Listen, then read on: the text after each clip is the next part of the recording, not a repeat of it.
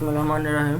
अस्सलाम वालेकुम स्टूडेंट्स। अच्छा, कल हम लोग एग्जांपल्स कर रहे थे, तो एग्जांपल्स में आपको जो जो बता रहा हूँ कि आप जस्ट वो एग्जांपल्स कर लें, बाकी रहने दें।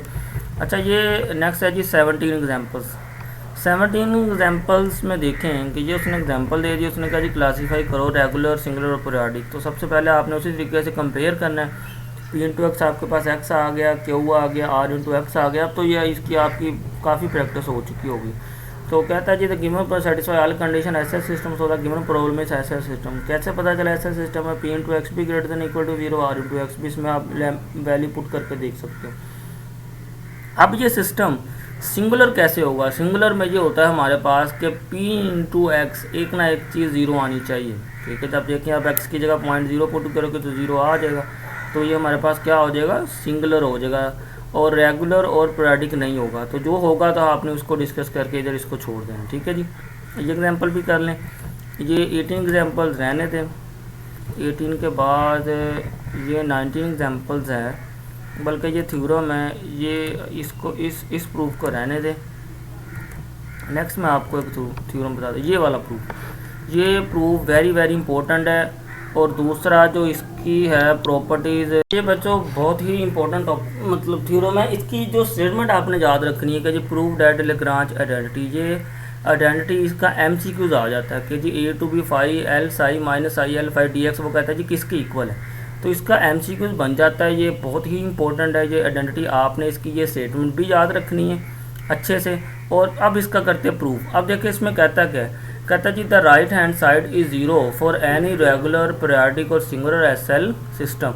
मतलब कहता क्या है कि हमने क्या करना है कि जो इसकी राइट हैंड साइड है वो ज़ीरो है सब सिस्टम के लिए। अब आपने इस सिस्टम की डेफिनेशन याद रखनी, उसके मुताबिक हमने इसको सोल्व करना है। देखें, सबसे पहले कहता है कि जी for regular SL system the end point conditions are, ये आपने कंडीशनें लिख देनी है कि जी alpha phi into a plus alpha dash phi dash into ए।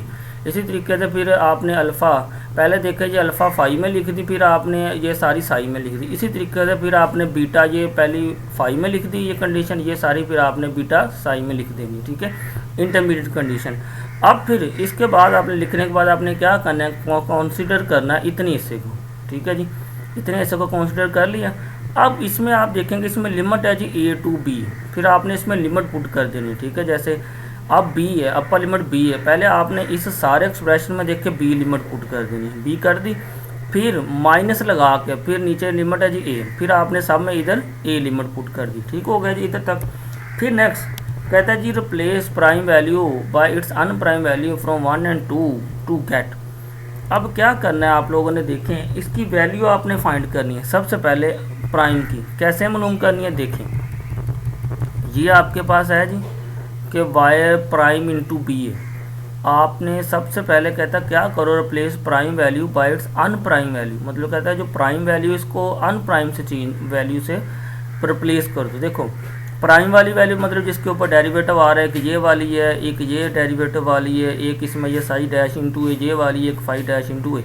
अब आपने इन सब की वैल्यू, मैं ए की वैल्यू बता देता हूँ, बाकी आपने खुद ही फाइंड कर लें। देखें, फ़र्ज़ करें पहले हमें चाहिए साई डैश इंटू बी की वैल्यू। देखो, साई डैश इंटू बी पहले आपने देखना किस में आ रहा है, इसमें आ रहा है ना। देखें, फिर क्या करना आपने? देखें, psi dash into b beta dash इधर रहने दिया, इसको उठा के आपने उधर ले जाना।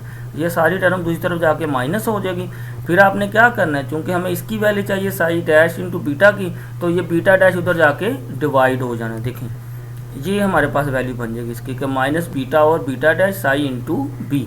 अब आपने इसी तरीके से जितनी भी प्राइम वैल्यू हैं उनकी वैल्यू निकाल लेनी। जैसे देखें, दूसरी आ रही है फाई डैश इंटू बी, तो फाई डैश इंटू बी की आपने value phi dash into b आ किधर है? देखें, सबसे पहले फाई डैश इंटू बी इधर आ रहा है। ठीक है जी, फाई डैश इंटू बी। आपने इसको सोल्व करके आपने इसकी वैल्यू निकाल लेनी। मतलब कि इस एक्सप्रेशन में जिधर जिधर ये प्राइम वाली वैल्यू आ रही है, इनकी इस क्वेश्चन से वैल्यू निकाल के आपने पुट कर देनी। ठीक हो गया जी, ये वैल्यू आपने सबकी पुट कर दी।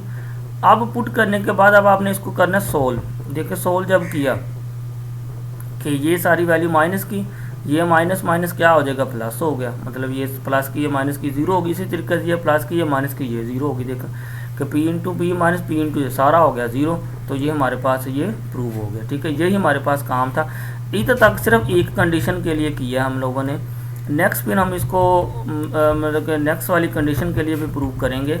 अभी सिर्फ आपने इसको इधर तक ही याद रखना है, नेक्स्ट हम लोग करेंगे इसको, ठीक है, और भी प्रूव, क्योंकि ये आइडेंटिटी थोड़ी सी लेंथी है।